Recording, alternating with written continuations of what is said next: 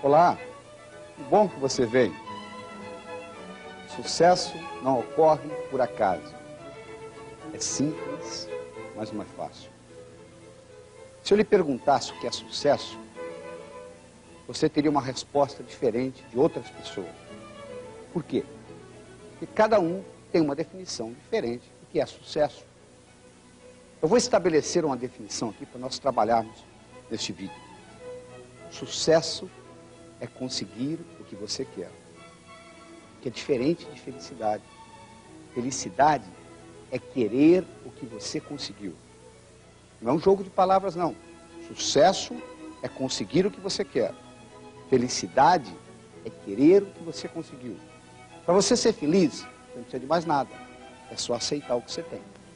Isto não lhe impede de continuar almejando outras coisas na vida. Só que, infelizmente, as pessoas confundem sucesso com felicidade. E a história vai mais ou menos assim.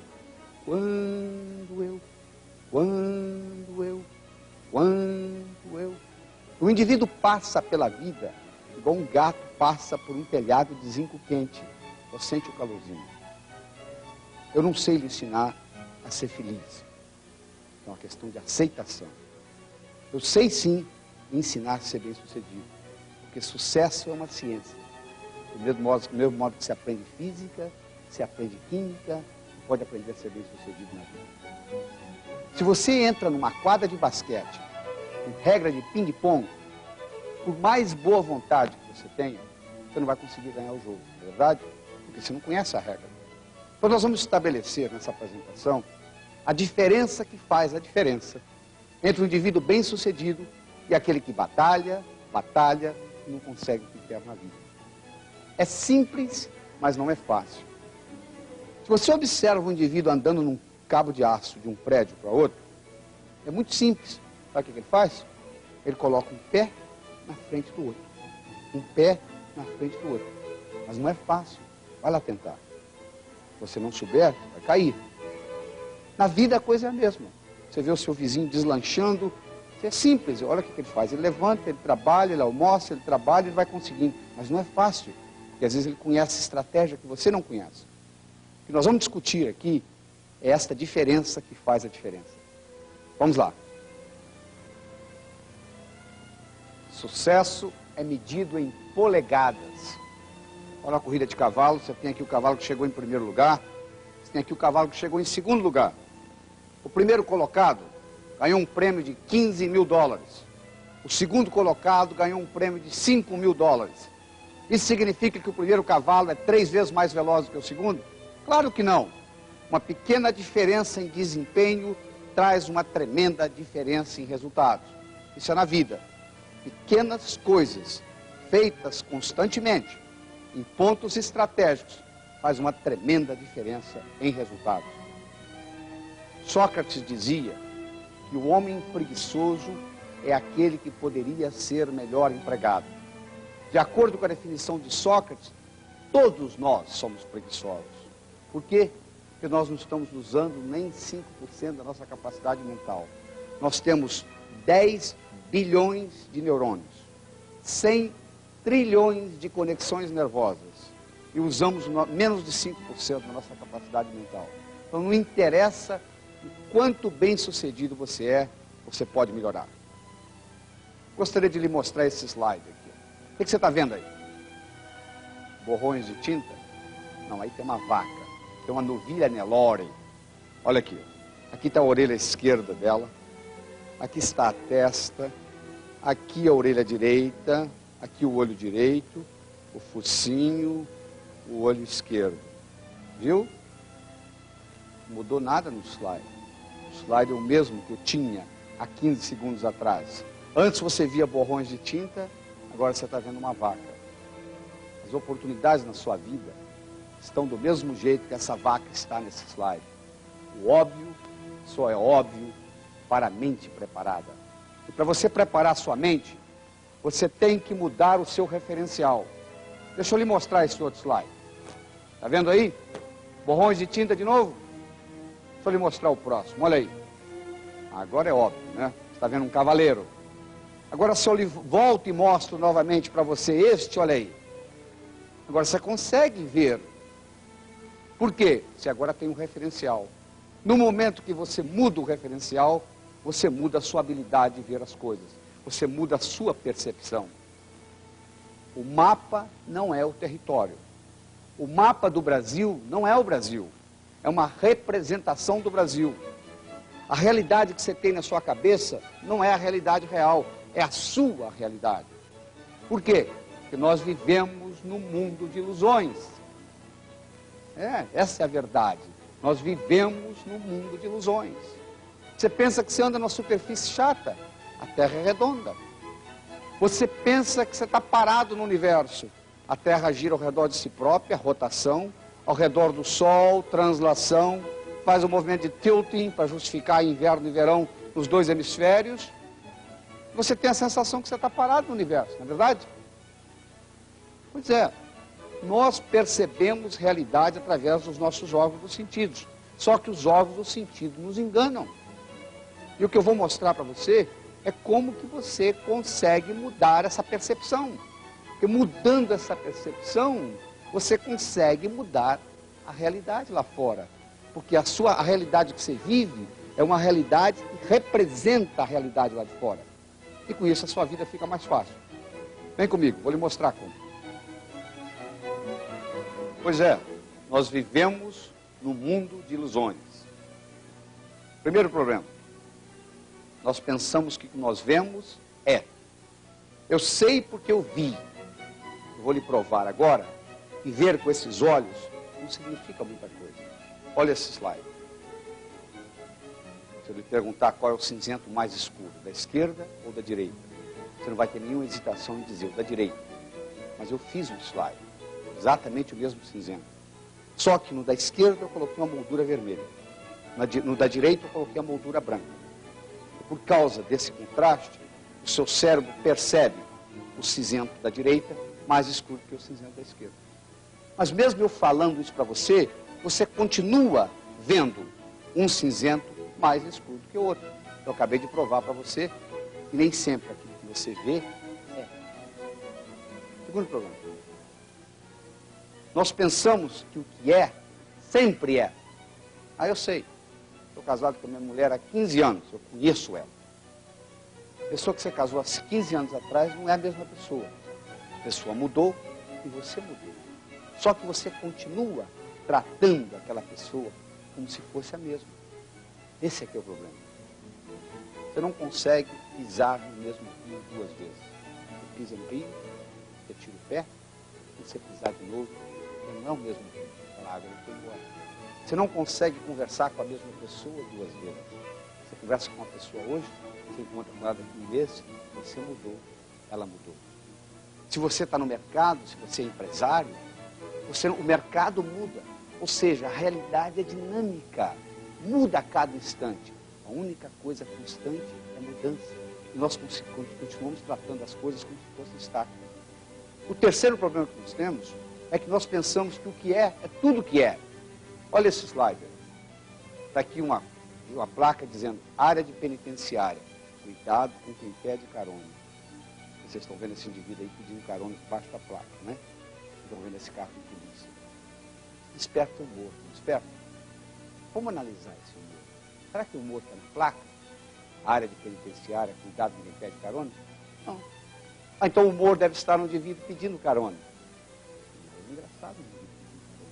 Então deve estar no carro de polícia vindo. Não tem nada de engraçado. Ora, se o humor não está na placa, se o humor não está no indivíduo pedindo carona, se o humor não está no carro de polícia, onde está o humor? Dentro do seu cérebro. Você juntou essas três coisas e fez a sua interpretação. Isso aqui é o humor. A realidade é a mesma coisa. Você pega detalhes do mundo exterior, junta e faz a sua realidade. Mas como eu já disse, o mapa não é o território. O mapa do Brasil não é o Brasil. A sua realidade é a realidade subjetiva. Você pode mudar. Isso que nós vamos fazer nessa apresentação. Para fazer isso, você tem que entender a diferença que faz a diferença entre os indivíduos bem-sucedidos e aqueles que batalham e não conseguem ter na vida. Então eu gostaria de apresentar para você, nesse vídeo, 3 características importantes.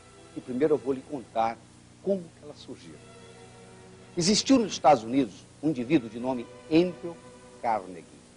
O senhor Andrew Carnegie era o indivíduo mais rico na época dele. Ele controlava o mundo do aço. Foi ele quem deixou dinheiro para construir o Carnegie Hall em Manhattan.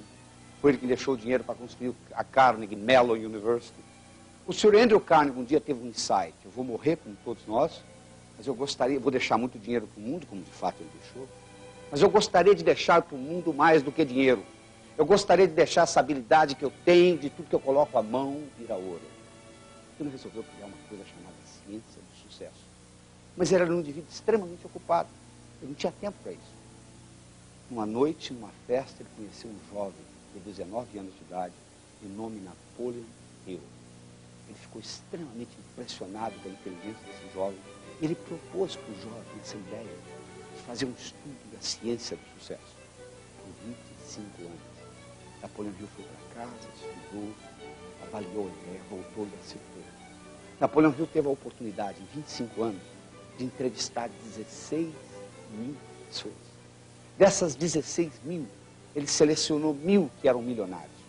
Dos 1.000 milionários, ele selecionou 500, que além de terem dinheiro, tinham boa vida familiar, boa saúde, boa disposição, paz de espírito, etc. E ele estudou as diferenças entre esses 500 e o resto. Isso nós vamos discutir aqui. Uma delas sendo a autoestima. Você tem que aprender a gostar de você. A segunda é a sua habilidade de se comunicar. Qual o valor de uma moeda de ouro no fundo do Oceano Atlântico quando ninguém chega lá? Não vale nada. O que adianta você ter conhecimento na cabeça e não sabe se comunicar?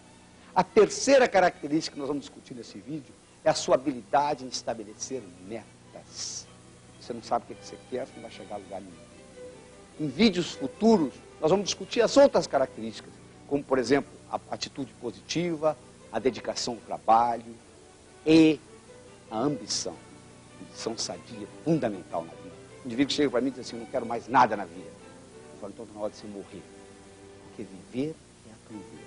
E você só aprende fazendo. Então vamos começar pelo começo, né? Vamos discutir a primeira delas, a autoestima. Aprendendo a gostar de você. Se você não gosta de você, o mundo não vai gostar de você. Primeiro gosta do número 1, que é você. E depois você vai gostar dos outros. Você não pode dar aquilo que você não tem. Que não parece com dono é roubado, não é verdade? Então a autoestima é essencial. Só que, infelizmente, do modo como nós somos criados, nós temos a nossa autoestima lesada. Até a idade de 8 anos, nós recebemos aproximadamente 100 mil não. Não faça isso, não faça aquilo, não faça aquilo, não faça aquilo. Crianças com 4 anos de idade, microgravadores colocados na orelha deles, para gravar o que eles escutam nas 24 horas, para cada elogio, eles recebem 9 repreensões. Então o que acontece? O indivíduo vai crescendo e vai sofrendo lesões na autoestima. Mas a vida continua. Então o que ele faz? Como mecanismo de compensação, ele começa a criar uma carapaça. Como o discípulo de Sigmund Freud, Adolf Adler, dizia, toda compensação traz deformação.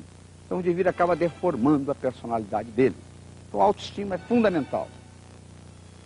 O modo de você desenvolvê-la, a primeira coisa que você tem que entender é o que é pregado em todas as religiões e filosofias do mundo, é a autoaceitação. Então eu vou fazer a seguinte afirmação aqui, ó. Você é na vida aquilo que você se recusa a ser. Eu vou lhe provar isso. Por favor, pense na cor azul. Agora, não pense azul. Olha, você continua pensando. Por favor, não pense numa maçã. Continua pensando. O que acontece? Nós somos na vida que nós recusamos a ser. Em todas as filosofias e religiões do mundo, o conceito de autoaceitação é pregado. Porque você só consegue mudar no dia que você aceita você do jeito que você é. É um paradoxo, não é verdade? Mas o universo é paradoxal. Então o melhor modo de você ser diferente é você aceitar do jeito que você é. E para você aceitar do jeito que você é e você conseguir mudar a sua autoestima, você tem que aprender a trabalhar com o seu subconsciente. 99% do seu poder está a nível inconsciente. E a porta de entrada do inconsciente é o hemisfério direito. Hemisfério esse que nós não treinamos muito na escola. No nosso mundo ocidental, nós trabalhamos 99% do tempo com o hemisfério esquerdo. E a porta de entrada do hemisfério direito é para o inconsciente esse que é pessoal, que depois se junta com o inconsciente familiar, que depois se junta com o que Jung chama do inconsciente coletivo. Então, você, para trabalhar com esse inconsciente, onde está codificado linguisticamente a sua autoestima, você tem que aprender a trabalhar com o cérebro direito. Na verdade, todos nós temos dentro de nós uma criança que nunca é mais velha do que 7 anos. Até a idade de 7 anos, nós não temos habilidade cognitiva. Nós estamos conscientes, mas não somos conscientes que somos conscientes. Então, até a idade de 7 anos, nós temos essa parte de nós que nós carregamos conosco a vida inteira. Essa criança dentro de você que lhe dá espontaneidade, criatividade, alegria de viver. E se você não cuidar dessa criança, a vida não tem gosto. Então é importante você mudar uma série de crenças para você atingir essa criança. A analogia que eu faço é do modo como você treina uma pulga. Olha aí nesse slide. Você vai ver o seguinte, se você colocar uma pulga dentro de um jarro e fechar a tampa do jarro, a pulga não gosta de ficar no jarro. Ela pula para sair do jarro. Ela bate na tampa, volta, bate e volta, até que ela começa a pular um pouco mais baixo. No momento que ela começou a pular um pouco mais baixo, você pode ir lá, olha aí, ó, tirar a tampa do jarro, essa pulga nunca mais vai pular fora do jarro. Você não está acreditando? Faça a experiência em casa. Mas você não precisa fazer a experiência em casa. Você está lembrado como que eles treinam elefantes no circo. Eles pegam o elefante quando bebê, amarram uma corda no pescoço do elefante, amarram numa árvore. O elefante tenta sair, não consegue, tenta sair, não consegue, tenta sair, não consegue, até que o elefante desiste. Depois que ele desistiu, fica fácil. Agora, quando ele é adulto, o palhaço no circo, o que ele tem que fazer? Ele passa a corda no pescoço do elefante, amarra na perna do tamborete da banqueta, e o elefante continua pensando que está amarrado numa árvore. Você não precisa ir ao circo, é só olhar no espelho. É verdade. Você carrega com você muitas crenças da sua infância que são ultrapassadas. Você nunca parou para refletir, será que eu devo continuar carregando essa crença? Talvez fosse útil para você quando você tinha 7, 8, 9 anos, mas hoje ela já está desatualizada. É muito importante você levar em consideração isso, quais são as crenças que não são mais úteis na minha vida, no dia a dia, de hoje. E, finalmente, você tem que levar em consideração que o cérebro é uma estrutura cibernética. O que é cibernética? Cibernética é a disciplina que estuda sistemas autônomos. Se eu coloco um termostato no ar-condicionado de uma sala, e eu coloco lá 22 graus Celsius, eu acabei de colocar inteligência numa máquina. A partir daí, esse ar-condicionado vai ligar e desligar, independente da minha interferência, baseando-se na temperatura da sala. E a temperatura da sala vai ficar mais ou menos em torno daquele que eu coloquei no termostato. Você tem os seus termostatos, você tem um termostato dentro de você para dinheiro. Por exemplo, está escrito na sua testa em letra invisível quanto que você vale. Se tiver escrito que você vale 10 mil dólares por ano, o mundo vai lhe entregar 10 mil dólares por ano. Se tiver escrito na sua testa com letra invisível que você vale 1 milhão de dólares por ano, o mundo vai lhe entregar 1 milhão de dólares por ano. Então o segredo é você mudar o seu termostato com relação a dinheiro, mudar o seu termostato com relação a relacionamento, com relação à saúde e assim por diante. Como que se muda? Nós mudamos esse termostato baseado na linguística. Nós somos animais linguísticos. Linguagem nos diferencia dos outros seres e nos faz humanos. Toda essa codificação no seu cérebro é uma codificação linguística. Do mesmo modo que isso foi codificado linguisticamente, isso pode ser recodificado linguisticamente. Então vamos aprender isso. Vamos lá.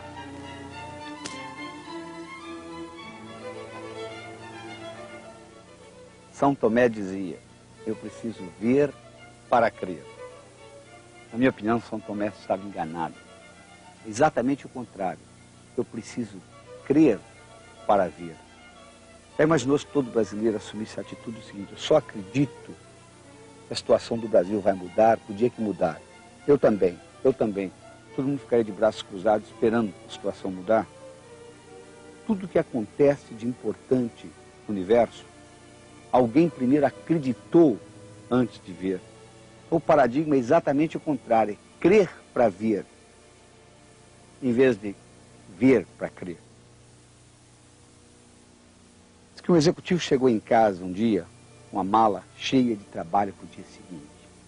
Ele tinha um filhinho de 6 anos de idade, queria brincar com ele. O filhinho perturbando: pai, vamos brincar, pai, vamos brincar, pai. E o executivo disse: não, filho, o pai não pode brincar, ele tem muita coisa para fazer. E o menino continuou insistindo.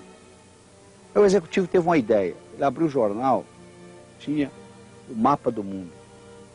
Ele pegou uma tesoura, cortou aquilo em pedacinho, entregou para o menino e falou: meu filho, ó, monta aí, na hora que estiver tudo certinho, o pai brinca com você. Pensando que isso fosse demorar horas. 5 minutos depois o menino volta: pai, está montado. Não é possível, filho. Mas como que você fez isso? Muito simples, pai. Aquele jornal que o senhor me deu cortado, do outro lado da página, tinha o retrato de um homem. Eu virei, eu coloquei o homem certo, quando eu virei o mundo estava certo. Mas não é isso verdade? Quando o homem está certo, o mundo está certo. Não tem nada errado com o mundo é um lugar paradoxal, potencialmente abundante, feito para todo mundo ganhar. O indivíduo às vezes diz o seguinte: se eu mudasse dessa cidade onde eu moro, mudaria a minha vida. Sabe por que não muda? Porque quando você muda de uma cidade para outra, você leva você com você. Esse é que é o grande problema. Então, o segredo é você mudar de dentro para fora. E para você fazer isso, você tem que entender como que o cérebro funciona. Você tem que entender que um passarinho para voar precisa de 2 asas. Você nunca vai encontrar um passarinho voando com a asa só, por mais forte que ela seja. O indivíduo, para ser bem sucedido na vida, ser integrado, ele tem que fazer uma integração entre o hemisfério esquerdo e direito, que tem funções diferentes. O hemisfério esquerdo, ele é racional, ele é verbal, ele é detalhista. O hemisfério direito, ele é não verbal, ele é holístico, ele é artístico. O hemisfério esquerdo, ele vê a árvore, mas não consegue ver a floresta. O hemisfério direito, ele vê a floresta, mas ele não consegue ver a árvore. Então o que nós temos que fazer é uma combinação dessas duas coisas, da razão e da emoção. Todas as vezes que a razão brigar com a emoção, nós pagamos um preço. Se o indivíduo disser o seguinte: vou roubar um banco. Por quê? Porque lá que tem dinheiro. Mas a parte direita do cérebro dele disser: não faça isso não, que é antiético, ele vai lá e rouba o banco. 10 anos depois ele aparece com câncer, não sabe por quê? Porque houve uma falta de integração, de congruência entre a parte esquerda e a parte direita. Então nós temos que fazer essa integração entre a parte esquerda e a parte direita. Além disso, nós temos que fazer uma integração entre o pensar e o agir. Pensamento sozinho não resolve no mundo. O universo só conspira a favor de ação. O pai da psicologia moderna se chamava William James. O Dr. James era filósofo, psicólogo, professor da Universidade de Harvard. Uma vez foi perguntado ao Dr. James: Dr. James, na sua opinião, qual foi a descoberta mais importante nos últimos 100 anos no campo do desenvolvimento humano?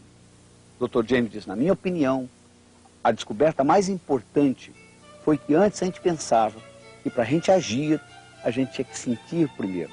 Hoje nós sabemos que o contrário também é verdadeiro. Se você começar a agir, a vontade aparece. A dona de casa sabe disso. Ela já está com preguiça de arrumar uma gaveta, ela arruma a gaveta, acaba arrumando o armário, acaba arrumando o quarto, acaba arrumando a casa inteira. Todo momento que você começa a fazer alguma coisa, a vontade vai aparecendo. O Dr. James tem uma frase famosa que diz o seguinte: o passarinho não canta porque está feliz. Ele está feliz porque canta. O passarinho não canta porque está feliz. Ele está feliz porque canta. Ou seja, comece a agir, porque a ação é fundamental. Então, na hora que você equilibra o hemisfério esquerdo com o direito, ou seja, a razão com a emoção, e na hora que você equilibra a parte anterior, que é o pensar, e a parte posterior do cérebro, que é o agir, e que você faz, que tudo isso integrado, as coisas acontecem mais facilmente na sua vida. Então essa autoestima que você tem, mesmo que ela seja lesada, você pode modificá-la, porque conhecendo como o cérebro funciona, você pode alterar a sua autoestima. Por exemplo, uma coisa importantíssima, relaxamento. Você aprender a relaxar. Todas as grandes descobertas foram feitas quando o descobridor, o inventor, estava relaxado. Porque é impossível você trabalhar com o hemisfério direito com a musculatura contraída. Vamos pegar alguns exemplos na história. Albert Einstein, quando ele descobriu a teoria da relatividade, ele estava no fundo do quintal da casa dele, deitado numa rede, imaginando que ele viajava num raio de luz. Arquimedes, quando descobriu o princípio de Arquimedes, ele saiu correndo na rua nu, gritando eureka, eureka, eureka, achei, achei, achei. Ele estava numa banheira tomando banho. O Arquimedes trabalhava para um rei este que recebeu de presente uma coroa de ouro, e o rei estava em dúvida se a coroa era realmente de ouro ou não. Então ele chamou Arquimedes e disse, ó, você vai ter que descobrir se essa coroa é de ouro ou não, ou tem misturado prata, sem destruir a coroa, que até então era impossível. E o Arquimedes foi com aquele problema, pelejou várias horas, vários dias, não conseguiu. Até que ele desistiu, foi para casa, entrou numa banheira para tomar um banho. Na hora que ele estava relaxado, de repente veio a ideia de onde surgiu o princípio de Arquimedes. Ele descobriu que sem destruir a coroa, ele conseguia, através da densidade da prata e da densidade do ouro, colocado na água, saber se a coroa era realmente pura, somente o ouro ou não. Então o relaxamento é fundamental. Nem que você relaxe 2, 3, 4, 5 minutos por dia. Você tem que parar e deixar o cérebro direito trabalhar. Einstein já dizia, imaginação é mais importante do que conhecimento. Segunda coisa importante que você tem que entender é a habilidade de visualizar. Uma visualização bem feita, quando bem feita, o cérebro não sabe se aquilo realmente aconteceu ou não. Mas nós não aprendemos na escola. Na Universidade de Yale, nos Estados Unidos, eles fizeram um estudo, eles pegaram 30 estudantes que não sabiam atirar. Deram para eles um revólver e 10 balas.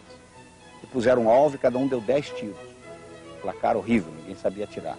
Dividiram em 3 grupos de 10. O primeiro grupo viria ali 5 vezes por semana, durante 6 semanas, 20 minutos por dia, praticar atirar. O segundo grupo, 5 vezes por semana, durante 6 semanas, só que não atiraria, praticaria só com o dedo. E o terceiro grupo, iria ali, 5 vezes por semana, 6 semanas, 20 minutos por dia, conversar, bater papo. 6 semanas depois, eles retestaram os 3 grupos. O grupo que praticou com revólver melhorou 83%. O grupo que praticou somente com o dedo, imaginando que estava atirando, melhorou 82%.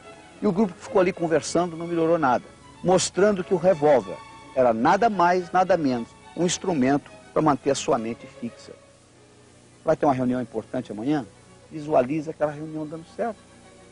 Quanto custa isso? A visualização é fundamental no processo do sucesso. Outra coisa importante para você desenvolver a sua autoestima é você entender que não existe sucesso sem falha. Aliás, não existe falha no mundo. A única falha que existe é não participar. Como é que você aprendeu a andar? Você levantou, caiu, levantou, caiu, levantou, caiu, levantou, até que um dia você andou. Às vezes você caísse e falou, não levanto mais. Você não teria aprendido a andar. Então, a única falha que você pode cometer é não participar. Os estudos mostram também que é muito importante para a sua autoestima você aprender a sorrir. Você já percebeu que as mulheres sorriem mais do que os homens? E elas vivem mais, 9 anos mais do que os homens. Você vai num lobby de um hotel, você vê um casal saindo do elevador, o homem sai sério, a mulher sai sorrindo. Quando você sorri, você libera do seu sistema nervoso, do seu sistema endócrino, uma substância chamada beta-endorfina, que é um hormônio importante. E isso ajuda, é um hormônio anti-estresse. Além disso, para você franzir a testa, você utiliza 32 músculos. Para você sorrir, você utiliza apenas 28. Sorria, nem que seja por economia.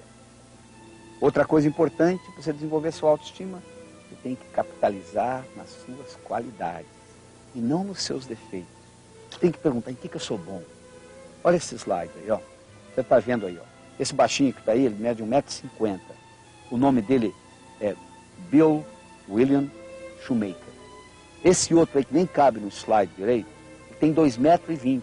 O nome dele é William Chamberlain. William Chamberlain foi um dos maiores jogadores de basquete que o mundo já teve. William Shoemaker foi um dos maiores jockeys que o mundo já teve. Você já imaginou o Bill Shoemaker com 1,50 m jogando basquete? Seria medíocre, não é? Você já imaginou o Chamberlain com 2,20 m querendo ser jockey? Pobre do cavalo. Ele sairia do lugar.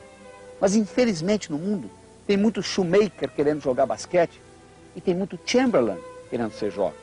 Você tem que questionar o seguinte: quais são as minhas qualidades? E você tem que capitalizar nelas. É importante você entender isso. Outra coisa importante é você melhorar a sua autoestima, seus amigos. Se você vive em terreiro de peru, é muito difícil você aprender a voar com águias. Já é difícil você nadar contra a correnteza, principalmente com o peso amarrado no pescoço. Você tem que procurar amigos que são do seu nível ou melhor, para te jogar para cima e não puxar você para baixo. É importante você entender isso. E finalmente, no trabalho da sua autoestima, você tem que levar em consideração o seguinte, que semelhante atrai semelhante. Se você abrir a torneira da pia da sua casa, sai água. A água vai para o esgoto. O esgoto vai para o rio. O rio vai para o mar. A água vai para a água. Para quem que vai dinheiro? Para o pobre? Não. Para quem tem dinheiro. Sucesso? Para quem tem sucesso. Amor? Para quem tem amor. Ódio? Para quem tem ódio. Então, você quer o que é aumentar seu sucesso na vida? É muito simples. De vez em quando você para e dá uma avaliada e diz assim, quais são as coisas importantes que eu já fiz na minha vida que eu fui bem sucedido? E você começa a pensar naqueles sucessos do passado e aquilo lhe permite atrair mais sucesso no futuro. E finalmente, eu gostaria de terminar esse capítulo da autoestima mostrando para você esse slide aí. Está vendo esse jarro aí de bolas de diferentes cores? Imagine que as amarelinhas sejam aquelas condições, aquele condicionamento negativo que você recebeu da infância, aquelas crenças que você quer se livrar delas. Tem dois modos de você se livrar das amarelinhas dentro desse jarro. Você pode ir lá e pegar uma por uma e tirar, psicoterapia faz isso.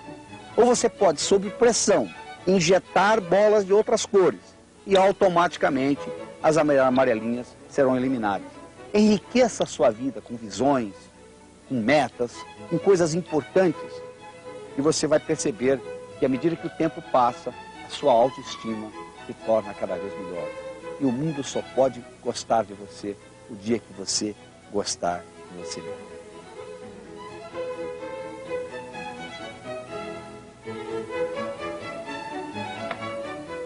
Comunicação.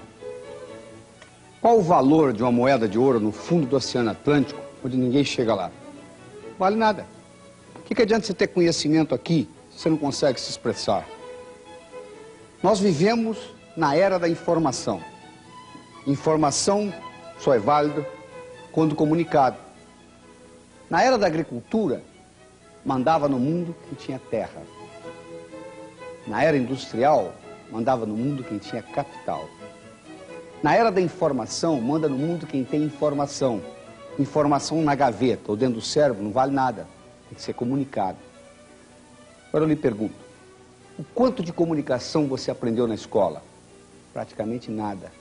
A sua habilidade de se comunicar é por autodidatismo ou por osmose. Então eu vou lhe mostrar aqui como que o cérebro se comunica. E isso vai fazer uma diferença grande no seu dia a dia. Você é julgado na vida por 4 coisas. O que você faz, a sua aparência, o que você diz e como você diz o que você diz. O que você faz? É muito importante o modo como você descreve a sua profissão. Eu posso pegar 2 pedreiros, um ao lado do outro. Eu pergunto para o primeiro pedreiro, o que você faz na vida? Se eu sou pedreiro, eu coloco um tijolo em cima do outro. Eu pergunto para o segundo pedreiro, o que você faz na vida? Eu sou pedreiro, eu estou construindo a Catedral de Notre Dame, que vai ficar para a posteridade. Os 2, fisicamente, fazem a mesma coisa, colocam um tijolo em cima do outro. Um tem uma perspectiva de apenas colocar um tijolo em cima do outro, e o outro tem a perspectiva da Catedral de Notre Dame. Às vezes, os funcionários das empresas me dizem, porque o meu chefe não me valoriza. Aí eu pergunto, e você, valoriza o seu trabalho? Porque não espere que o seu chefe vai valorizar o seu trabalho antes de você valorizá-lo. Então é muito importante o modo como você descreve e valoriza a sua profissão. Segundo, a sua aparência. Se você quer servir exército, não apareça lá com o uniforme da Marinha. A aparência, você tem que, na sua aparência, dar a mensagem daquilo que você quer comunicar. O que você quer comunicar com a sua aparência? Você imaginou se eu estivesse dando uma aula aqui de sucesso, de jeans furado no joelho, camiseta com a tatuagem aqui, barbudo, mascando um chiclete? Quer dizer, mas esse é um indivíduo que falou que vai falar sobre sucesso? Se eu vou falar sobre sucesso, eu tenho que ter uma aparência de sucesso. Não é verdade? Por exemplo, o valor da gravata. Fizeram um estudo no metrô de Nova York, na época que o metrô era 50 centavos, eles colocaram 50 centavos na mão de um estudante, e esse estudante ficava na porta, na entrada do metrô, dizendo o seguinte: com licença, eu esqueci minha carteira em casa, eu tenho que ir embora para casa, faltam 25 centavos. Dá para o senhor completar, ou a senhora completar? Ele fez isso 1 hora, ganhou $6. Nada mal, né? Na segunda hora, eles colocaram uma gravata nele. Ele ganhou 18. 3 vezes mais. Será? Porque ele ganhou experiência. No segundo dia, eles inverteram. Primeira hora de gravata, segunda hora sem gravata. Quando ele estava de gravata, ele ganhava 3 vezes mais que quando ele estava sem gravata. Quando ele estava de gravata, tem gente que ofereceu para ele dinheiro para o jornal, sem ele pedir, sem ele solicitar. Você vê o valor da aparência. Terceiro, é muito importante o que você fala. Nós temos 2 ouvidos e uma boca. Porque enquanto você não falou nada, ninguém sabe se você é inteligente ou não. Mas se você falou e falou besteira, não tem jeito de você voltar atrás. Então a gente aprende muito mais escutando do que falando. Cuidado com aquilo que você fala, porque uma vez que você falou, não tem jeito de voltar atrás. Quarto, não é só o que você fala, é como você fala o que você fala.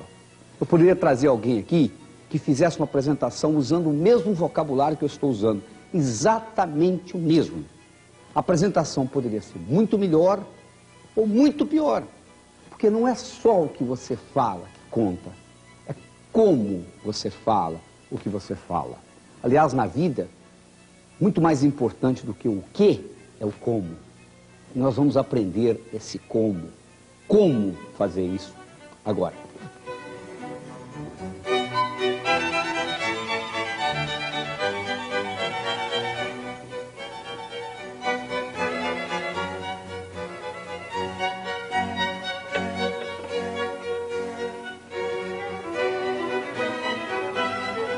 Os olhos são as janelas da alma. Já escutou isso? Eu digo o seguinte: os olhos são as janelas da mente.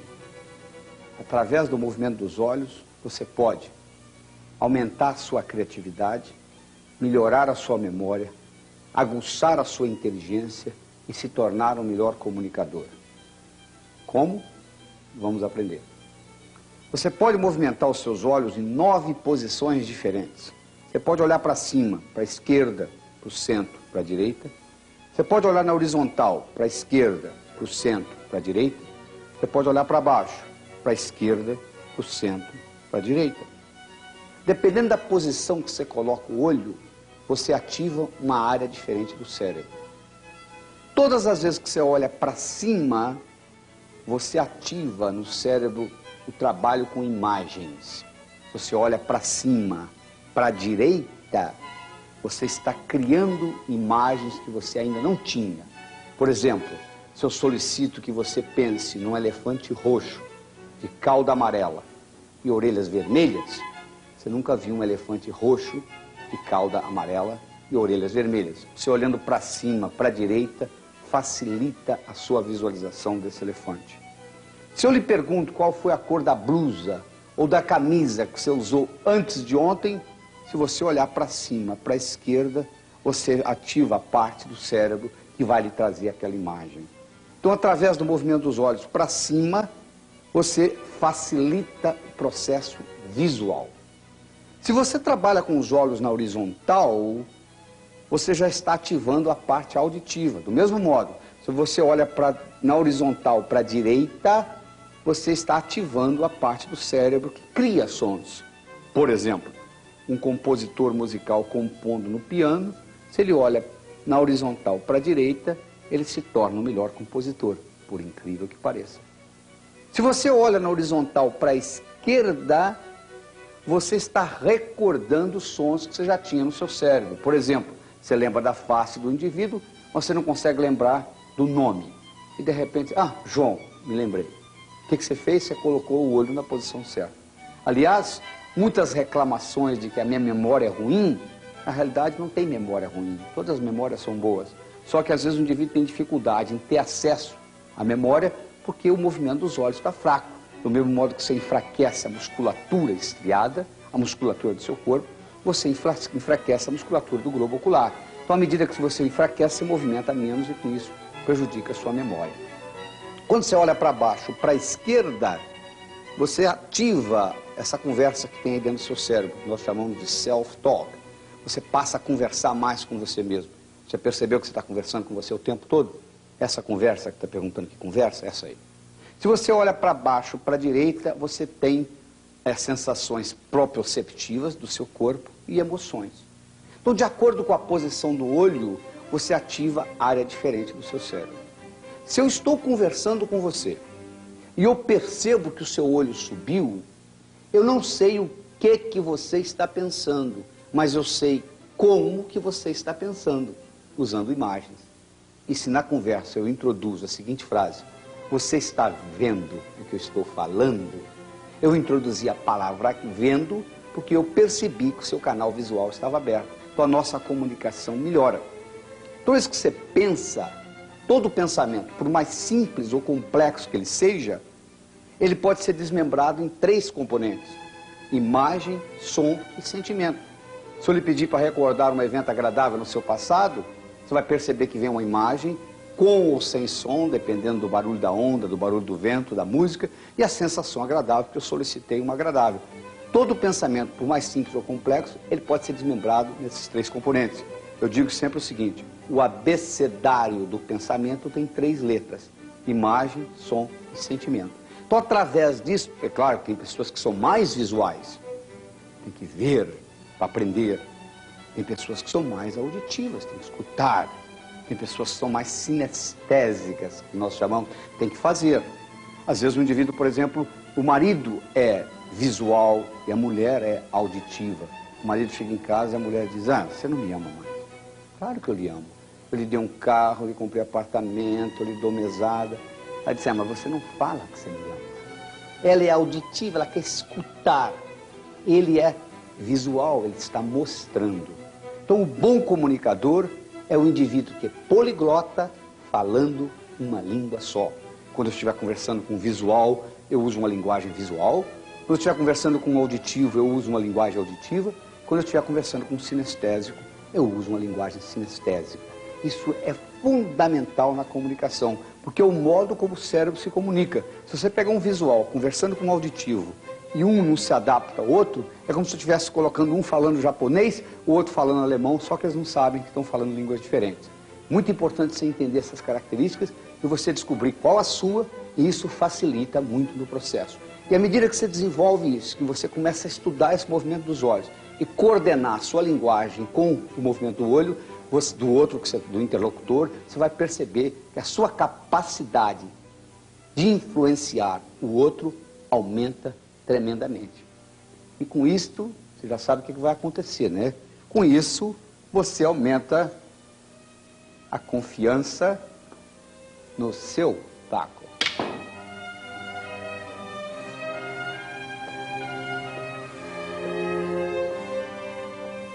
Falamos de autoestima, já falamos de comunicação, agora eu gostaria de discutir com você sobre metas. Como que você transforma um sonho em uma meta? Como que você transforma uma meta em realidade? Primeiro, infelizmente, a maioria já parou de sonhar. Quando as pessoas me perguntam qual o segredo do sucesso, eu digo: é muito simples. Você tem que sonhar de noite e trabalhar de dia. Se você sonhar só não resolve, olha o hippie aí na rua. Se você trabalhar só não resolve, olha o operário de fábrica. Você tem que sonhar de noite trabalhar de dia. Infelizmente, muitos já pararam de sonhar. Tem muitos outros que sonham a vida inteira e nada acontece. Como que eu faço para transformar um sonho numa meta? É muito simples.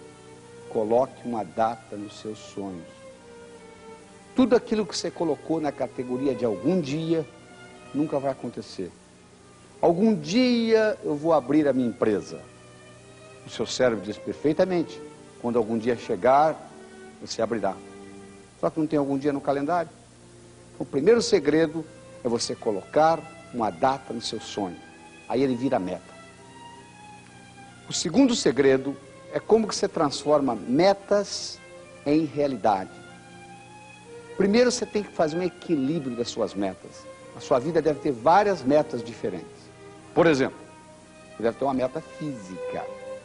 Mas se você tiver só meta física, é igual esses indivíduos que fazem 8 horas de musculação por dia, andam na rua assim, com o cérebro desse tamanhozinho. Chegou aos 50 anos, eles entram em depressão, porque a musculatura começa a deteriorar, e eles colocaram o ego todo no músculo.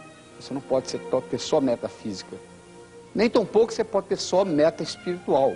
Porque nós temos um corpo, nós vivemos no mundo material. Então nós temos que ter metas espirituais e metas materiais, metas físicas. Nós temos que ter metas mentais. Mas eu conheço gente aí que tem enciclopédia britânica todinha, de capa a capa na cabeça. Não pode nem balançar a cabeça para o conhecimento não sair do lugar. Mas não fez nada até hoje com aquilo. E o que adianta? O que adianta você ter o conhecimento se você não empregou? Tem gente que só tem meta financeira, só quer ganhar dinheiro, ganhar dinheiro, ganhar dinheiro. Infarto aos 40, não sabe por quê. Tem gente que só tem meta profissional. Como é que eu vou chegar a ser presidente da empresa? Você pode matar até a mãe para chegar lá.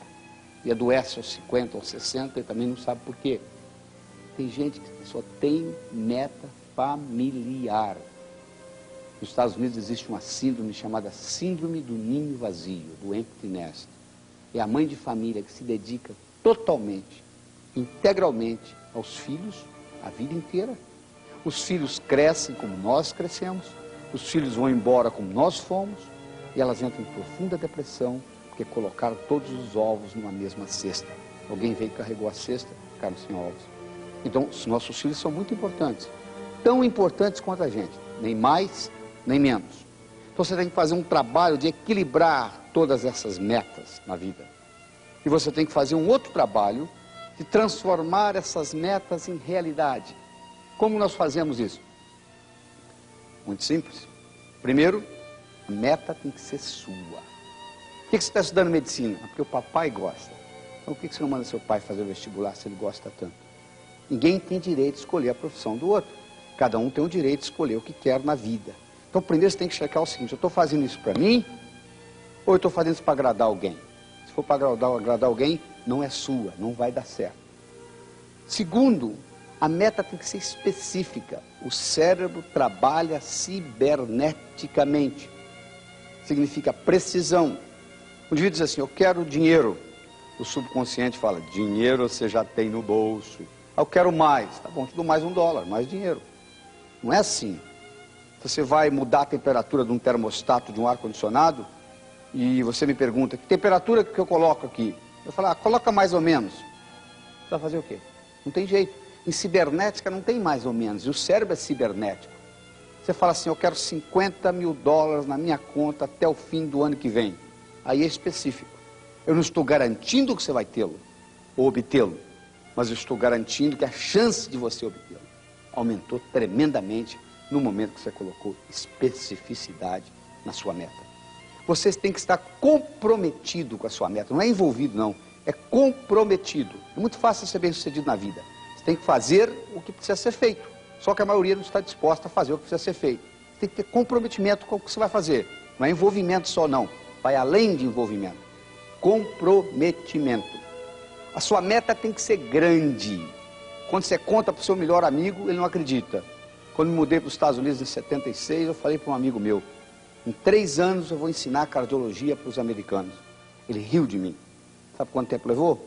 Em 8 meses, eu dei a minha primeira apresentação em Washington, D.C., para 400 cardiologistas. Quando eu disse para ele, e ele riu, eu sabia que o tamanho estava bom, não precisava aumentar. Você tem que mirar na lua, porque se você errar, você ainda vai estar entre as estrelas. Ela tem que ser grande. A sua meta tem que ser feita de tal jeito que você tem que fazê-la a longo prazo.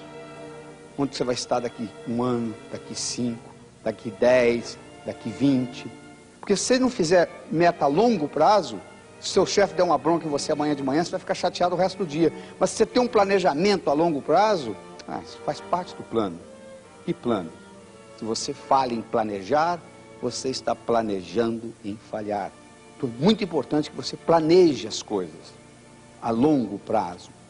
Você tem que dividir em tarefas diárias. Você diz assim, eu quero ser milionário em 5 anos. Muito bem. Onde você vai estar daqui a 4, daqui a 3, daqui a 2, daqui a 1 ano, daqui a 6 meses, daqui a 30 dias, daqui a 1 semana? O que você vai fazer amanhã de manhã para ser milionário daqui a 5 anos? É só esperar o tempo passar, não. E o bonito é que na hora que você divide essas metas em pequenas fatias, é igual comer um salame. Se eu lhe der um salame todo, você não quer comê-lo. Se eu cortar em pequenas fatias, e você vai conversando e tomando uma cerveja, você acaba comendo metade do salame sem sentir. O mesmo ocorre com as metas. Quando você corta elas em pedacinhos, você vai digerindo um a um e o tempo vai passando. E finalmente, você tem que saber onde que você está com relação à sua meta. Se você liga para mim e pergunta, como que eu chego a essa cidade onde você está? E eu lhe pergunto, onde você está? Você diz, não sei, estou perdido. Eu vou dizer para você, você vai me desculpar, mas eu não posso lhe ajudar. Porque se você não sabe onde você está, como que eu vou lhe orientar? Se você soubesse, eu poderia dizer, ó, se você está ao norte daqui, dirija a sul. Se você está ao sul daqui, dirija a norte. Mas se você não sabe onde você está, eu não posso lhe dar nenhuma orientação. Você tem que saber onde você está com relação às suas metas. Uma vez eu ministrava um curso desse nos Estados Unidos, um americano disse, eu quero $50 mil na minha conta até o fim do ano. Eu perguntei para ele, quanto que você tem? Ele disse, não sei. Poucas semanas depois ele me ligou. Você não vai acreditar. Eu somei o meu saldo das minhas contas bancárias. Sabe quanto que eu tenho no banco? Falei, quanto? Ele falou, $55 mil. Foi engraçado, né? Você já estava pedindo uma coisa que você já tinha. Aliás, na vida é muito comum o indivíduo pedir uma coisa que ele já tem. Ele diz assim, Deus, se eu tivesse talento. O que você acha que é talento? Talento, meu amigo, é 10% inspiração e 90% perspiração. Você tem que suar a camisa. Você acha que um bom pianista, ele sai, senta no piano e começa a tocar piano? Não, ele pratica e depois chama ele de talentoso. Quanto mais você pratica, mais sortudo você fica. É isso aí. Quanto mais você pratica, mais sortudo você fica. E você tem que se concentrar naquilo que você quer e não naquilo que você não quer. Se você se concentra naquilo que você não quer, ao invés de se concentrar naquilo que você quer, é como se você estivesse dirigindo um carro olhando pelo retrovisor. Você sabe de onde você está vindo, você não sabe para onde você está indo. Às vezes eu pergunto, o que você quer na vida? Eu não quero doença, eu não quero tristeza, eu não quero pobreza. Não estou perguntando o que você não quer. Eu quero saber o que você quer. Qual é a sua visão? Qual é a sua perspectiva? Para onde você quer ir? Então você, se toda manhã você fizesse 3 perguntas para você mesmo, e eu vou terminar esse vídeo deixando para você essas 3 perguntas fundamentais. Essas perguntas são, o que eu quero? Onde que eu estou com relação ao que eu quero? E como que eu chego lá? Quando você começa a questionar o seu cérebro com as perguntas certas, as respostas serão certas. O que eu quero? Onde que eu estou com relação ao que eu quero? E como que eu chego lá? Espero que você chegue lá. Bom, até o nosso próximo encontro. Até logo. Falar sobre atitudes, vamos falar sobre trabalho e vamos falar sobre a ambição. Vamos começar falando sobre atitudes. O que conta na vida não é o que acontece, mas como você responde ao que acontece. Isso é que é importante. Deixa eu lhe contar uma história pessoal minha. Quando eu tinha 16 anos de idade, meu pai faleceu. Faleceu no dia 12 de abril. Muitos anos depois, eu tive uma filha, de nome Cristine, que hoje tem 12 anos de idade, que nasceu, por coincidência, no dia 12 de abril. Todas as vezes que eu ia comemorar o aniversário da Cristine, eu ficava na minha cabeça com um dilema. Eu devo ficar triste porque é aniversário de morte do meu pai, ou devo ficar alegre porque é aniversário de nascimento da minha filha? E aquilo perdurou comigo por muitos anos, até que um dia alguém me perguntou: que dia do mês? Que mês que seu pai morreu? Falei: abril. Que dia? 12. É interessante. A Cristine faz aniversário no mesmo dia. Falei: é. Pois é, você perdeu alguém que se amava tanto e Deus lhe deu de volta uma pessoa que se ama tanto exatamente na mesma data. Plom. Nada mudou. Meu pai continuou morrendo no dia 12 de abril. A Cristine continuou nascendo no dia 12 de abril. Mas uma coisa mudou: o modo como eu celebro o aniversário dela. Então o fato continuou o mesmo. A minha atitude com relação ao fato é que mudou. Napoleon Hill mostrou, quando ele estudava aqueles indivíduos que começaram pobres e terminaram milionários, que uma característica em comum que eles tinham é essa habilidade de ver a parte positiva de tudo. Se você entrega um copo pela metade para alguém, essa pessoa pode vê-lo metade cheio ou metade vazio. Tudo na vida tem o seu lado bom e o seu lado ruim. A sua percepção depende muito de uma palavra que eu vou introduzir no seu vocabulário agora, que é o paradigma. Depende muito do paradigma que você vive. Paradigma nos explica o mundo. E são um conjunto de regras, regulamentos, que nos fazem ser bem-sucedidos nesse mundo. Por exemplo, se você é do sexo masculino, e num domingo de manhã você vai à piscina, e você tira a sua camisa e mostra seus mamilos, nem nada demais. Mergulha na piscina, sai, tudo bem. Se você é do sexo feminino, você vai a um clube, e você tira o sutiã, vai ser uma confusão. Mas por quê? Por que o mamilo masculino pode ser mostrado e o mamilo feminino não pode? Simplesmente por paradigmas. Se você for na floresta amazônica, a índia anda com o mamilo de fora e tudo normal, não tem nada. Porque ela nasceu assim, ela foi criada naquele paradigma. E os paradigmas estão para a gente do mesmo modo que a água está para o peixe. O peixe não sabe que ele vive na água, a não ser que você tire ele da água. Se um peixe nunca saiu da água, ele nem vai saber que existe água. Você só percebe que você vive dentro de paradigmas o dia que você sair do paradigma. E o interessante é que no momento que você sai do paradigma, as coisas mudam. Outras coisas acontecem. Então o que nós vamos começar discutindo nesse vídeo é como que nós fazemos para perceber o paradigma no qual nós vivemos e o que nós temos que fazer para mudá-los. Tá bom? Tudo que acontece de novo no universo passa por 3 fases. A primeira fase é novo, mas provavelmente não é verdadeiro. Se a nova descoberta é realmente verdadeira, passa por uma segunda fase. É novo, é verdadeiro, mas não é importante. Se a descoberta é realmente importante, passa por uma terceira fase. É verdadeiro, é importante, mas todo mundo sabe, não é novo. O que acontece? Há uma mudança de paradigma. O Dr. Thomas Kuhn foi um professor na Universidade de Harvard. Ele fez uma avaliação dos últimos 400 anos de ciência. Ele estudou as 400 anos de descoberta científica. Ele tem um livro chamado The Structure of Scientific Revolutions, a estrutura das descobertas científicas. E o Dr. Thomas Kuhn mostrou que o indivíduo cientista, quando descobre um dado que não encaixa no que ele está pensando, das duas uma. Ou ele desconhece o dado totalmente, ou ele manipula até encaixar no paradigma dele. Ou seja, nós percebemos o mundo de acordo com os nossos paradigmas. Albert Einstein nunca usou a palavra paradigma, mas Albert Einstein dizia o seguinte: os problemas importantes não podem ser resolvidos no mesmo nível de pensamento que eles foram criados. O que Einstein queria dizer com isso? Que você, para resolver problemas, às vezes, você tem que mudar um paradigma. Deixa eu lhe mostrar um paradigma em ação. Olha esse slide. 9 pontos. O problema é o seguinte, com 4 linhas retas, sem tirar o lápis do papel e sem passar pela mesma linha mais de uma vez, cobrir esses 9 pontos. Então vamos aí, ó. 1, 2, 3, 4. Esse aqui ficou sobrando, não deu, né? Vamos tentar diferente. 1, 2, 3, 4. Esse aqui ficou sobrando, não deu, né?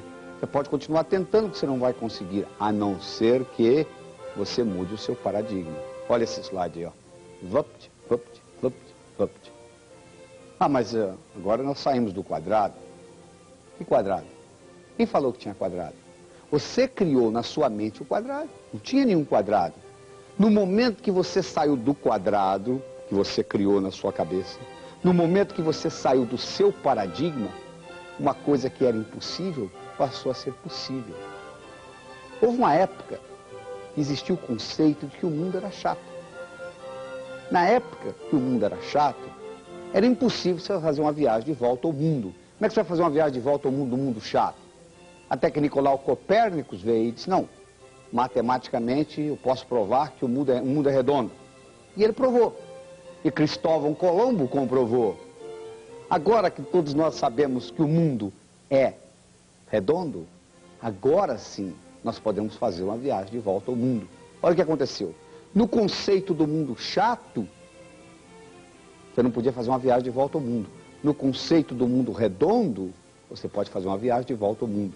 Ou seja, quando você muda o paradigma, as suas possibilidades se multiplicam.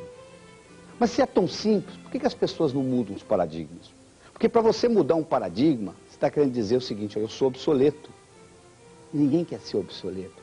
O indivíduo continua martelando no velho paradigma que às vezes não funciona mais. Vou lhe dar um exemplo.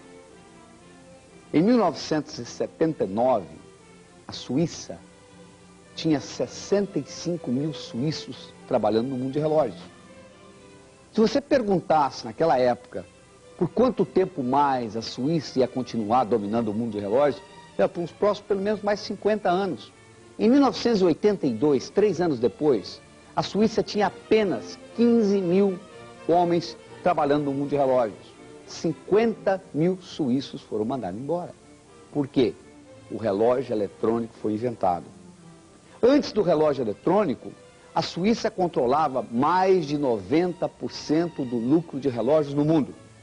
Depois do relógio eletrônico, a Suíça chegou a controlar menos de 15% do lucro de relógios no mundo.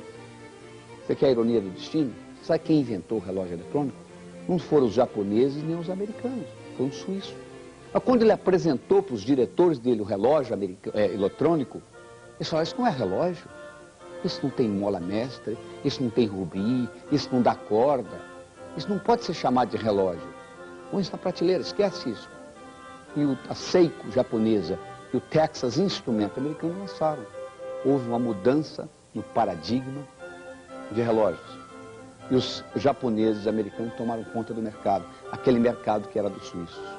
Quando o relógio eletrônico foi lançado, um Patek Philippe suíço tinha uma precisão de 1/30 de segundo, 1/30 de um segundo. Sabe qual a precisão de um Casio que você compra numa feira nos Estados Unidos por $10? Tem uma precisão de 1/30.000 de um segundo. Sabe o que os suíços fizeram quando o Seiko lançou o relógio eletrônico e a Texas Instruments? Sabe o que eles fizeram? Aumentaram a precisão do Patek Philippe de 1/30 para 1/60 de segundo. O que é 1/60 comparado com 1/30.000? Nada. Mas Marco Twain tem um ditado que, na minha opinião, é um dos mais profundos. Se o único instrumento que você tem é um martelo, todo problema você pensa que é prego. Os suíços só sabiam fazer relógio eletrônico, mecânico.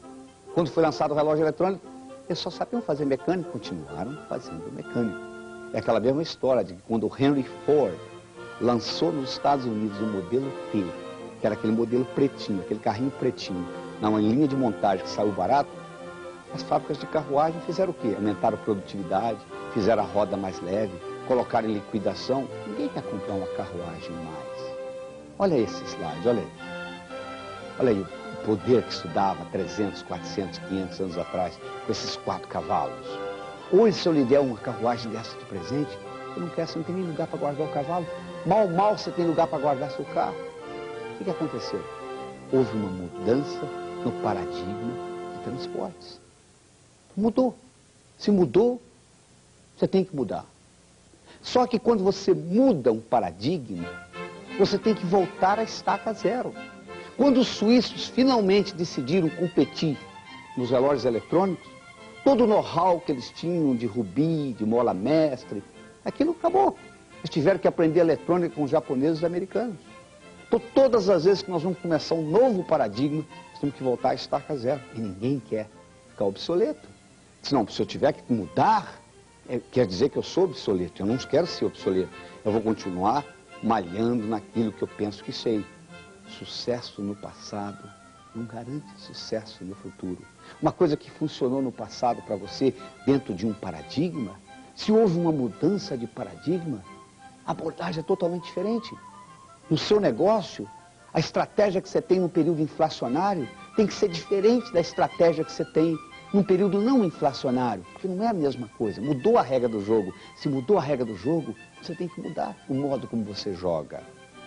Por exemplo, no mundo empresarial, antigamente um executivo era um indivíduo que resolvia problemas na empresa e reagia ao mercado. Hoje, no novo paradigma, um executivo hoje, sabe o que ele faz? Ele antecipa o futuro e identifica oportunidades. Para isso que nós ganhamos dinheiro hoje, para identificar oportunidade para nossas empresas e para antecipar o futuro. Só que a antecipação é uma habilidade que não está sendo ensinada nas escolas. Então as escolas estão preparando os indivíduos para um mundo que não existe mais. Este é que é o grande problema. É o problema educacional, onde o indivíduo sai da faculdade, conhece todas as respostas das múltiplas escolhas. Depois que ele aprendeu todas as respostas, o mundo muda as perguntas. O segredo não é saber as respostas, e sim saber formular as perguntas. Falando em pergunta, meu amigo, eu vou deixar uma para você aqui. Você quer ser um mudador de paradigmas? Você quer mudar o paradigma na sua vida? Uma coisa eu posso dizer, o que hoje é impossível na sua vida, é impossível baseando-se no paradigma que você vive. Se você mudar o paradigma, isso se torna possível. Então a pergunta que você tem que fazer toda manhã é a seguinte: o que é hoje impossível na minha vida, mas que se fosse possível, mudaria fundamentalmente o modo como eu vivo? Você pode fazer essa pergunta para a sua vida pessoal, e você pode fazer essa pergunta para a sua vida profissional. O que é hoje impossível na minha vida pessoal, mas que se fosse possível, mudaria fundamentalmente o meu dia a dia? O que é hoje impossível na minha vida profissional, mas que se fosse possível, mudaria fundamentalmente o modo como eu opero na minha empresa? E respondida a primeira pergunta, eu lhe ofereço uma segunda. E se? Ou seja, e se eu fizesse isso que eu acabei de pensar? E se eu implementasse isso? Como que seria? E você começa a antecipar o futuro. Porque a antecipação do futuro é a habilidade mais importante de agora para frente. De tudo que você aprendeu na vida, a única coisa que sobrou com esse mundo caótico que nós vivemos, onde os paradigmas mudam numa velocidade muito grande, é a sua habilidade de aprender mais rápido. A única vantagem competitiva que você tem hoje é a habilidade de aprender mais rápido. Porque cada dia que passa, o volume de informação cresce. De agora para frente, o volume de informação cresce a cada 4 anos. A partir do ano 2000, cresce a cada 20 meses. Então você tem que fazer uma reestruturação, aprender a identificar e perceber as mudanças do paradigma e mudar com eles. Não tem outro jeito. Otimismo sozinho não resolve. Pessimismo atrapalha. Atitude é importante. Agora, só atitude também não resolve. Você tem que levar em consideração vários fatores. Mas se você já começa a ver só a parte negativa da coisa, o que acontece? Você não vai ter disposição para nenhum ato positivo. Consequentemente, seu resultado será fraco, será negativo. Se você tem uma atitude positiva, seus atos serão positivos, seus resultados serão positivos. Porque depende muito da sua interpretação. Essa história que aconteceu na China, uma vila da China, onde um menino de 7 anos sentado na calçada passou uma cavalaria e tinha um cavalinho que tinha nascido poucos dias antes e o cavalinho não conseguia acompanhar a cavalaria. E o dono da cavalaria olhou o menino prestando atenção no cavalinho e como o cavalinho estava atrapalhando a cavalaria, o dono da cavalaria perguntou para o menino: você quer esse cavalo para você? O menino: quero. Ele deu o cavalinho para ele. E o menino ficou encantado, levou o cavalinho para o curral. O vizinho do pai do menino foi até o pai do menino e disse: poxa, seu filho é de sorte, hein? Ele disse: por quê? Não, porque está passando uma cavalaria, tem um cavalinho, e ele ganha o cavalinho. Disse: bom, pode ser sorte, pode ser azar. O cavalinho cresce, o menino cresce. Um dia o cavalo, que agora já é grande, vai embora, foge. E o menino fica triste, o rapazinho fica triste. O vizinho vem e conversa com o pai do rapaz: poxa, seu filho é de azar, hein? Diz: mas por quê? Não, porque ele ganha um cavalo, ele cresce com o cavalo, ele põe afeição ao cavalo, o cavalo vai embora. Ele diz: pô, pode ser sorte, pode ser azar. 6 meses depois o cavalo volta, acompanhado de cavalos selvagens. O cavalo selvagem não tem donos, fecharam o curral, é de quem fechou o curral. Vem o vizinho: pô, seu filho é de sorte, hein? Por quê? Bom, o cavalozinho vai embora, volta com os cavalos selvagens, agora é de vocês. Pode ser sorte, pode ser azar. Ele monta, um menino, um rapaz, monta num dos cavalos, o cavalo pula, o menino cai, quebra a perna. Vem o vizinho: pois, mas seu filho é de azar, hein? Por quê? Não, porque pulou, quebrou a perna. Não, pode ser sorte, pode ser azar. O rei do reinado onde ele morava declara guerra ao reinado vizinho. Todos os jovens da idade dele foram para a guerra, com exceção dele, estava com a perna quebrada. Vem o vizinho: mas seu filho é de sorte, hein? Pode ser sorte, pode ser azar. Você não sabe se é sorte ou se é azar até terminar o jogo. Você só sabe se você ganhou ou perdeu depois que você tirou as fichas da mesa. Você vai num cassino, devia estar cheio de fichas, e diz: ó, ganhei $1 milhão. Você pergunta: você já tirou as fichas da mesa? Não. Então você não ganhou ainda. Você só vai dizer se você ganhou ou não na hora que você tirar as fichas da mesa. É importante você levar em consideração isso. Saber tirar o positivo de tudo que acontece. Próximo item que eu quero discutir com você é trabalho. O único lugar que eu conheço que sucesso vem antes de trabalho é no dicionário. Sucesso você conhece? Trabalha com T. Mas por outro lado, trabalho sozinho não traz sucesso. Olha o operário de fábrica. Ele trabalha a vida inteira, ele levanta às 5 horas da manhã, ele carrega uma marmita fria para almoçar, ele faz isso a vida inteira, aposenta com salário mínimo. Sucesso só vem antes de trabalho no dicionário. Trabalho sozinho não traz sucesso. O que nós temos que fazer, então? Bom, primeiro você tem que entender o seguinte: para você ser bem sucedido na vida, você tem que fazer as coisas acontecerem. Isso não significa que você tenha de fazê-las. Não significa que você tenha de fazê-las. Fazer acontecer não significa que você tenha de fazê-las. Existe uma palavra que é muito conhecida intelectualmente, mas não colocada em prática, que é a palavra delegação. Delegação significa o seguinte: de antemão eu sei que eu vou dar um trabalho para alguém que vai fazer pior do que eu faço. Mas mesmo sabendo disso, eu entrego para outra pessoa por 2 razões. Primeira razão, eu vou liberar o meu tempo para fazer coisas mais importantes. Segunda razão, eu vou dar oportunidade àquele indivíduo de progredir. Você está onde você está hoje profissionalmente porque alguém delegou para você. Então você delegar para o outro é muito importante. Agora você diz assim: não, eu só delego para quem faz tão bem quanto eu faço. Isso, você vai me desculpar, não é delegação. Isso é transferência de responsabilidade. Delegação significa quando eu entrego para alguém, essa pessoa, eu já sei de antemão que ela vai fazer pior do que eu. E assim mesmo eu entrego. É o único jeito de você progredir na vida é você ter a habilidade de delegar. Porque se você tiver que fazer tudo, você só tem 24 horas. Então não tem jeito, tem um limite. Então você tem que ter a capacidade de delegar. E a outra coisa importante que você tem que entender é que perfeccionismo é uma doença. Os estudos mostram que o indivíduo perfeccionista, ele vive menos, ele tem mais úlcera, ele tem mais infarto e etc. Ele tem mais pressão alta. Porque às vezes o indivíduo fica naquela necessidade de fazer a coisa perfeita. Quando uma coisa é realmente importante, às vezes até preferiu fazer a mal feita do que não fazê-la. Tem muita gente que não consegue progredir na vida Porque, primeiro, não consegue delegar e, segundo, quer ser perfeccionista demais. Então, leve isso em consideração. E se você é assalariado, eu gostaria de discutir com você o seguinte. O Napoleão Hill mostrou, naquele estudo que ele fez, entrevistando 16 mil pessoas, das quais ele selecionou 500 milionários e comparou com o resto, ele mostrou que todos aqueles indivíduos que começaram pobres e terminaram ricos, quando aqueles indivíduos trabalhavam para os outros, eles trabalhavam como se a empresa fosse deles. O maior erro que você pode cometer na face da terra é pensar que você trabalha para os outros. Você nunca trabalha para ninguém. Você está sempre trabalhando para você.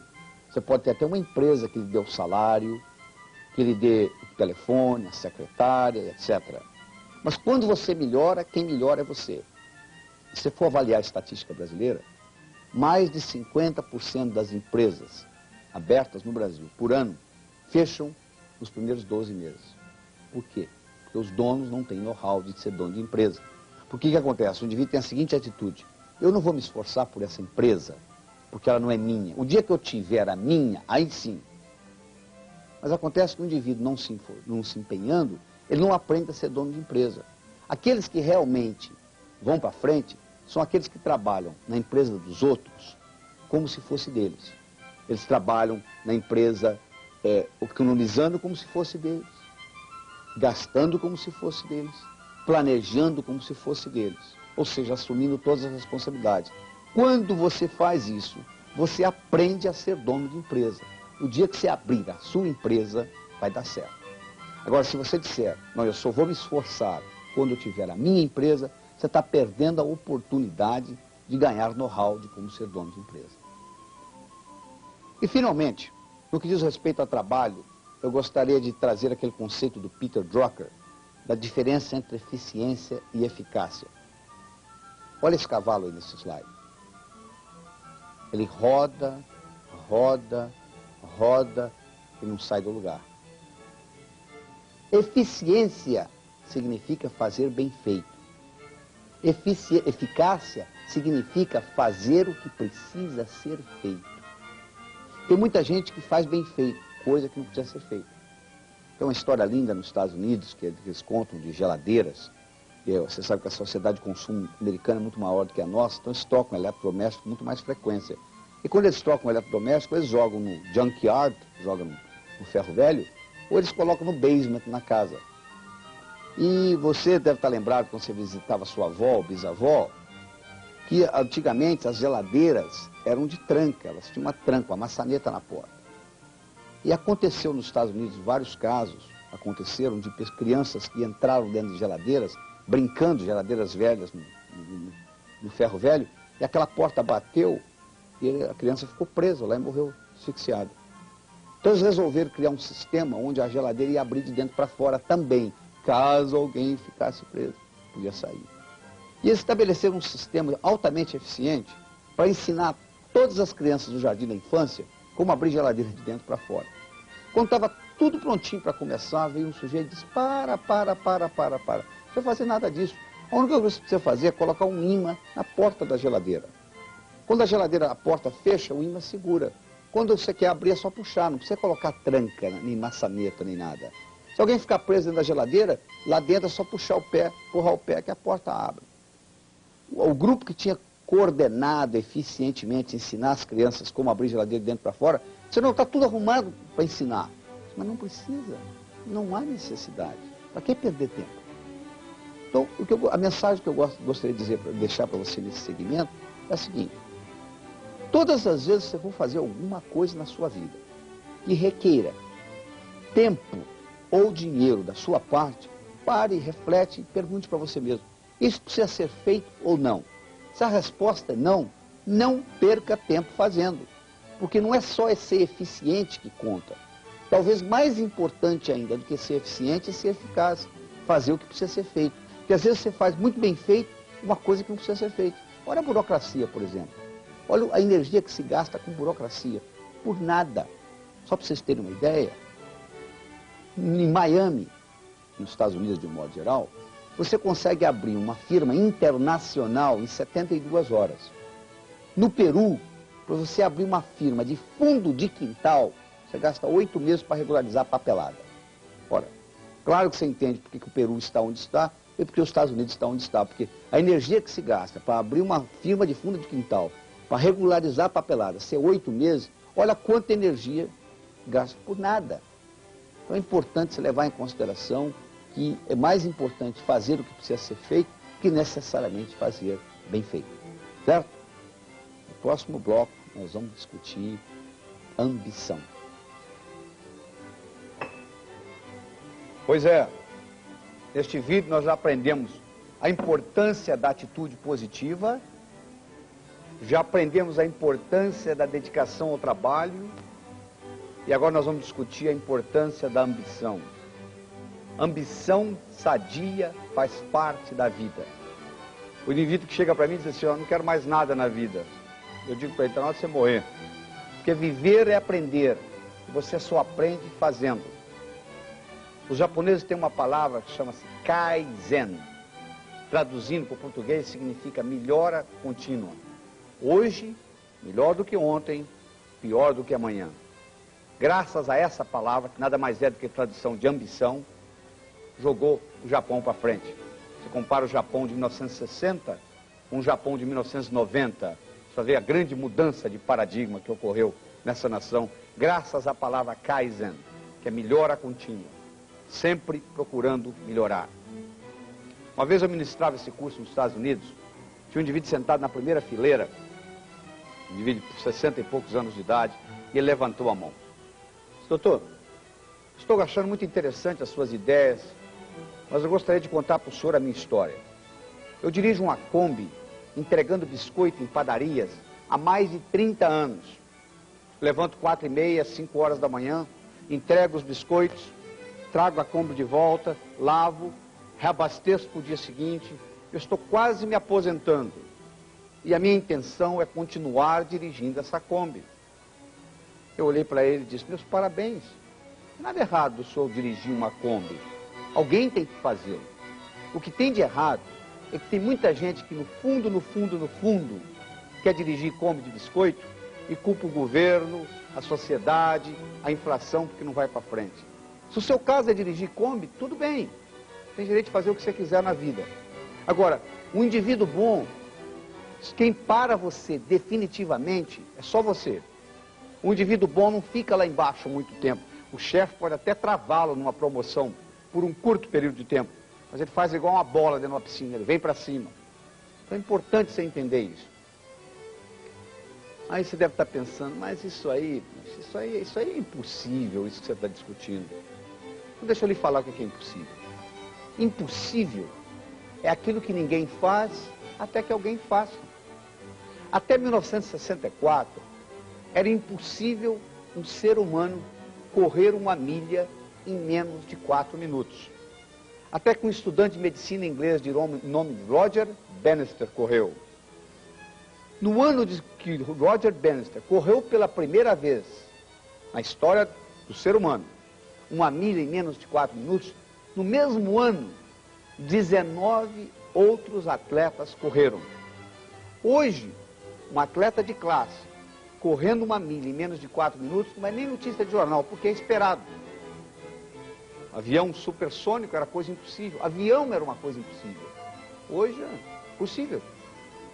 Toda essa tecnologia que nós temos há 100 anos atrás nem se pensava nisso. Então o impossível é aquilo que ninguém faz até que alguém faça. O impossível é aquilo que você não consegue fazer dentro daquele paradigma que você vive. Você mudando o paradigma, você muda a possibilidade disso acontecer. Deve estar pensando, poxa, mas e sorte? E quem tem sorte? Eu não tenho sorte.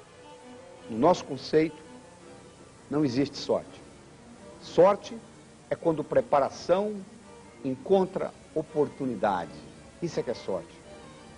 Em 1975, eu trabalhava no Nordeste de Minas, numa cidade chamada Teófilo Otoni. Eu era sócio de um hospital lá com um grupo de médicos. E era uma sexta-feira à tarde, o telefone tocou de um hotel e o indivíduo diz, nós temos um hóspede aqui com dor no peito. Dá para o senhor vir? Falei, estou saindo para um fim de semana longo, chama outro. Ah, nós já telefonamos para outros médicos, eles falaram a mesma coisa. Tá bom, estou indo. Eu fui lá, encontrei um indivíduo que não falava português direito, com dor no peito, tirei um eletrocardiograma dele, está tendo um infarto. Levei-o para o hospital. No caminho para o hospital, ele me perguntou, você conhece meu filho? Eu falei, quem é seu filho? Ele me falou o nome do filho dele. Eu falei, bom, pessoalmente eu não conheço seu filho, mas eu sei dos livros dele, eu sei dos trabalhos dele, eu já li muito sobre seu filho. 48 horas depois, o filho dele sai de Harvard, em Boston, e vem para Teófilo Otoni ajudar a tomar conta do pai, porque o filho também era cardiologista. E o pai ficou internado durante 15 dias, e durante esse período o filho ficou lá no hospital. E ele falava português muito bem, porque ele tinha morado no Brasil e era casado com uma brasileira. Na véspera do pai ter alta, eu tinha um centro de estudos lá com um grupo de médicos, e era a minha vez de fazer uma apresentação. Eu ia falar sobre arritmias na fase aguda do infarto. Só que eu tinha médicos de diferentes especialidades na sala. Eu tinha ginecologista, pediatra, cirurgião plástico, ortopedista. Eu pedi licença aos meus colegas e falei para o Peter, no nível dele. Quando eu terminei a apresentação, ele chegou para mim e falou assim, você quer ir para Harvard? Eu lhe arrumo um lugar lá. Eu falei, não, muito obrigado. Na época eu não queria. Eu estou muito bem aqui, estou satisfeito. Bom, 6 meses depois, eu conversando com ele no telefone, ele me ofereceu novamente e eu acabei indo. Mas aí durante 12 anos eu vim ao Brasil falar nos congressos brasileiros de cardiologia. Eu encontrava com os meus colegas cardiologistas e eles me perguntavam, me diziam o seguinte, Laíra, você é um cara de sorte, hein? Eu perguntava, por quê? Poxa, você sai lá de Boston, vem a Teófilo Otoni, te leva para Harvard, uma das universidades mais sofisticadas do mundo. Sorte? Por que não levou os outros 20 que estavam na sala? Sorte é quando preparação encontra oportunidade. Eu estava preparado e a oportunidade apareceu, só isso, não tem mais nada não. Esteja preparado, porque a oportunidade vai bater na sua porta várias vezes na vida. Só que o óbvio só é óbvio para a mente preparada. Se você não estiver preparado para a oportunidade, ela vai bater na sua porta, você não vai reconhecê-la como oportunidade. Você conhece a história do vendedor que foi vender sapato na África? Quando ele desceu, ele viu todo mundo descalço, e ele passou um telegrama para o chefe dele, estou voltando no próximo navio, ninguém aqui usa sapatos. Um outro vendedor chegou na mesma cidade, viu o mesmo quadro, passou um telegrama para a companhia dele, estou ficando por aqui, não temos concorrência. O quadro era o mesmo, um viu como crise, o outro viu como oportunidade. Aliás, a palavra crise do chinês tem 2 traduções, perigo e oportunidade, você que escolhe. Então é importante você entender que sorte é quando preparação encontra oportunidade. Ah, mas doutor, se eu tivesse os problemas que eu tenho, sabe quem não tem problemas? Pessoal que mora no cemitério. Porque viver é ter problemas. Aliás, os problemas são os nossos melhores amigos. Não tem nada melhor para jogar você para frente que um problema. Se você começar a analisar, você vai perceber que você está onde você está hoje, agradeça um problema que você teve na vida. Quando eu tinha 12 anos de idade, o cachorro da minha vizinha sumiu. Ela veio até mim e me disse o seguinte, Laíra, você roubou o meu cachorro. Eu disse, eu nem sabia que a senhora tinha cachorro. Roubou, não roubou, roubou, não roubou, ela foi ao posto policial e deu parte. Veio uma intimação do posto policial para eu comparecer lá com meu pai. Meu pai não quis ir comigo. Eu tive que ir com um tio meu. E lá eu comecei a arguir com o delegado, um cabo policial que tinha lá. E, final das contas, ele chegou à conclusão que eu tinha roubado o cachorro da vizinha. Não acreditou na minha palavra. E eu voltei para casa com a multa. Eu tinha que comprar um cachorro para a vizinha. Eu cheguei e mostrei para o meu pai. Ele disse, você vai pagar. Eu tinha 12 anos de idade, eu tinha ganho meu primeiro dinheiro na vida, dando aula particular de matemática. Eu sempre fui bom em matemática, eu dava aula particular com 12 anos. Eu tinha ganho meu primeiro dinheiro. Por coincidência, não existe coincidência, por sincronicidade, era exatamente aquele dinheiro que eu paguei a multa. Por muitos anos eu ressenti meu pai, primeiro por não ter ido ao posto policial comigo. Segundo, por não ter pago a multa. Mas mal sabia eu que aquilo era um jeito do universo me ensinar, porque que a partir dos 12 anos eu fiquei muito mais responsável, eu passei a trabalhar, eu passei a ganhar meu dinheiro. Com 19 anos de idade eu era praticamente financeiramente independente, graças ao cachorro da vizinha que sumiu, que eu juro que não sabia dele, não foi eu que roubou. Então o que aconteceu? Um problema que às vezes você acha que é um absurdo que aconteceu com você, na realidade é um modo de você aprender e jogar as coisas para frente. Analise a sua vida, você vai perceber que você está onde você está hoje. Agradeça um problema que você teve, que lhe jogou para frente. Os problemas são os nossos melhores amigos. Não tem jeito de você acabar com os problemas na vida. O viver é você ter um problema atrás do outro. O que você faz com esse tipo de trabalho aqui é você encarar os problemas de uma forma diferente. E tenha consciência do seguinte: o universo só conspira a favor de quem age. Existe uma grande diferença entre pensar e agir.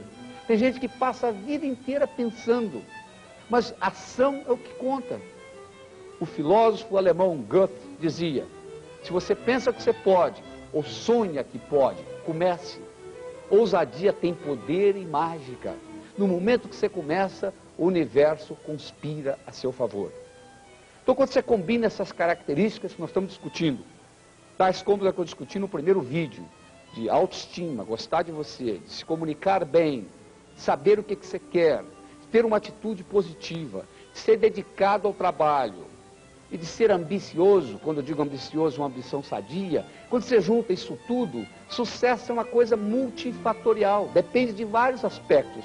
Quando você junta isso tudo, essa é a diferença que faz a diferença entre um indivíduo bem-sucedido e um indivíduo que batalha, batalha, batalha e não consegue o que quer na vida. É isso aí. Eu gostaria de terminar essa apresentação contando para você uma história, que é a seguinte. Era uma vez, numa pequena vila da Grécia, vivia um sábio. Sábio este que era famoso, porque até aquele dia, todas as perguntas feitas a ele, ele soube responder. Um dia, um jovem adolescente, conversando com um amigo dele, disse: eu acho que eu sei como eu vou enganar esse sábio. Eu vou esconder um passarinho nas minhas mãos e vou perguntar para ele se o passarinho está vivo ou morto. Se ele falar vivo, eu vou espremer e deixar cair morto nos pés dele. Se ele falar morto, eu vou abrir a mão e deixar o passarinho voar. Não interessa o que ele responder, ele vai errar. O jovem pegou o passarinho, escondeu nas mãos, foi para o sábio e disse: diga-me, sábio, o passarinho que está nas minhas mãos está vivo ou morto? O sábio olhou para ele e disse: meu jovem, a resposta está nas suas mãos. Esse conhecimento que você está escutando aqui pode entrar num ouvido, sair no outro. Ou pode ter um impacto profundo na sua vida. Seja qual for, o que eu gostaria de deixar você como mensagem final é o seguinte: o seu sucesso, tanto pessoal quanto profissional, esteve, está e sempre estará nas suas mãos. Muito obrigado.